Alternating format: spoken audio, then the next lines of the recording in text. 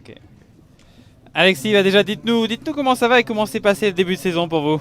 Ouais, c'est pas la grande forme. Je traîne un virus depuis 2 mois et demi, 3 mois. On a du mal à vraiment à trouver des solutions. Donc voilà, j'arrive pas avec une grosse confiance ici.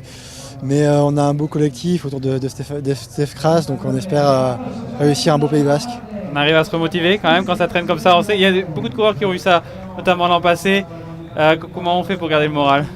Ouais, c'est assez particulier parce que parfois j'arrive vraiment à avoir de très bonnes sensations et ça dure jamais très longtemps. Tout de suite je retombe malade avec des symptômes. Donc voilà, moralement c'est pas évident parce qu'il y a beaucoup d'investissements de ma part, de ma famille et de mes proches et de l'équipe et quand ça veut pas aller, c'est un peu dur moralement forcément.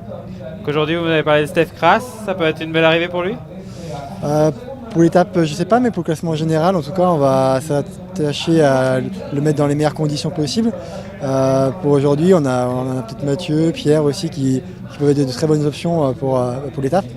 Quel type de scénario vous imaginez aujourd'hui? Est-ce qu'il y a une chance pour l'échapper déjà? Nous, en tout cas, on y croit et je pense que ça va être une option qu'on va pas négliger. L'année passée, on avait vu que la première étape semblait plutôt destinée aux sprinters et s'il n'y avait pas eu une mésentente entre Cara Rural et Kern pour la place pour la Volta, pour la wildcard, l'échappée aurait été au bout. Donc cette année, le scénario peut se répéter. En temps normal, ça aurait été une belle arrivée pour vous aussi, non? Oui, après, il y a d'autres arrivées encore un peu plus raides qui peuvent être encore plus profitables, donc pourquoi pas.